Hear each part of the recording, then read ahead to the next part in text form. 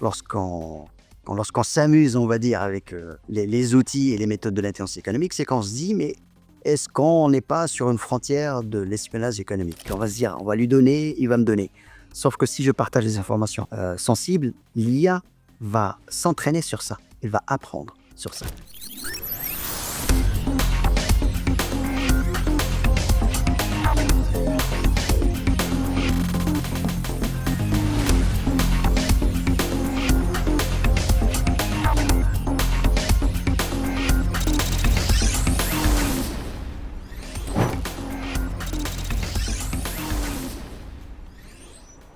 Alors, ce qui m'amène ici à un programme global de formation en intelligence économique et en veille stratégique.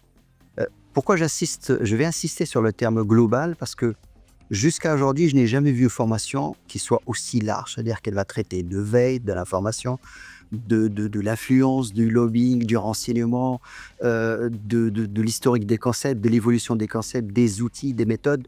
Et c'est ce qui est excellent en fait. On dit toujours que quand on veut faire de l'intelligence économique, il faut avoir une approche globale. Que veut dire globale? Il ne faut pas se concentrer que sur des concurrents sur le marché. Il faut voir tout l'environnement en fait qui peut avoir un impact sur ce qu'on appelle cette fameuse compétitivité.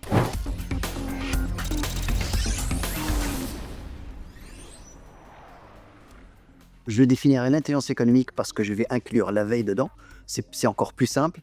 L'intelligence économique, c'est la veille, l'influence, le lobbying, la sécurité économique et l'intelligence collective. C'est-à-dire qu'il faut travailler en réseau. C'est comme ça que je résumerai l'intelligence économique. C'est-à-dire que si on ne fait pas tout cela, pas forcément en même temps, et selon les besoins bien sûr, on ne peut pas prétendre faire de l'intelligence économique.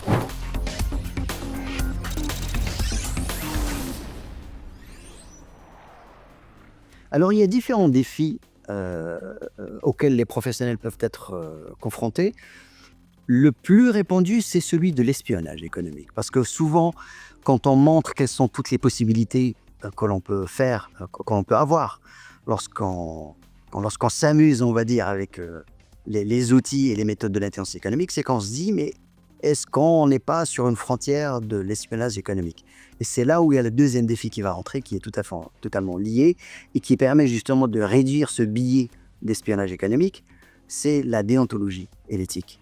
Lorsqu'on fait de l'IE ou intelligence économique, il faut avoir une très très forte déontologie éthique. On sait ce qu'on fait, on sait quelles sont les limites de ce que l'on fait et on ne doit jamais dépasser ces limites. On doit toujours rester dans la légalité.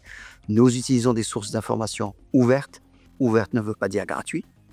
On ne confond pas les deux.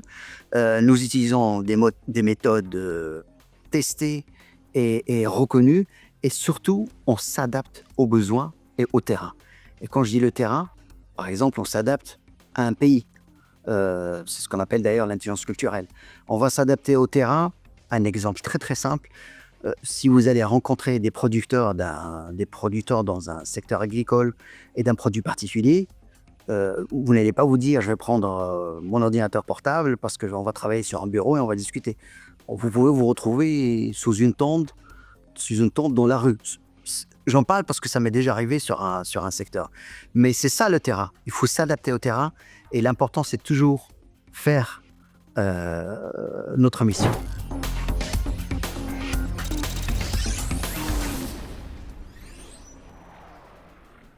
Alors, je ne suis pas de ceux qui vont vous dire n'utilisez pas l'IA. Au contraire. Vous savez, moi, ma thèse de doctorat en 2006 était sur l'utilisation du chatbot pour la diffusion de l'information. Donc, vous imaginez bien que, on va dire, j'ai presque une longue histoire d'amour avec l'IA. Donc, au contraire, utilisez l'IA et je dirais même l'IA générative, parce que c'est de ça qu'on parle, surtout en ce moment. Parce que l'IA générative est une composante de l'IA. Restant sur l'IA générative, utilisez-la. Au contraire, c'est important.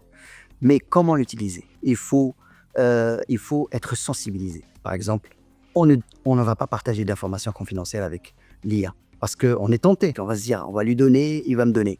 Sauf que si je partage des informations sensibles, l'IA va s'entraîner sur ça. Elle va apprendre sur ça. Donc, elle va apprendre sur mes informations sensibles. Et finalement, je ne sais pas avec qui je partage. Je partage avec une machine, mais une machine derrière, c'est des êtres humains. Et ça reste des êtres humains. Si c'est des informations sensibles, on ne sait pas ce qu'ils peuvent faire avec. C'est un risque. Je ne dis pas qu'ils le font, mais c'est un risque. Donc oui, utilisez-la. Apprenez à bien utiliser les prompts. Vous avez des outils en ligne qui vous expliquent comment mieux utiliser les prompts. Les prompts, c'est les fameuses phrases qu'on va taper sur l'IA générative pour lui demander quelque chose. Apprenez aussi à utiliser des personas. Dites à l'IA, voilà, vous êtes professeur, vous êtes spécialiste de ceci, vous êtes un expert dans tel secteur, vous êtes un marketeur. Comment on peut faire ça? Ça, c'est important aussi. J'ai appris dernièrement aussi que lorsqu'on est cordial avec l'IA, on a des chances d'avoir de meilleurs résultats. Alors, même si je suis de ceux qui vous diront, n'humanisez jamais l'IA que vous utilisez, parce que c'est un biais cognitif qui peut être très dangereux. Mais si ça permet d'avoir de meilleurs résultats, c'est pas grave. Demandez à l'IA si elle va très bien aujourd'hui et remerciez-la après.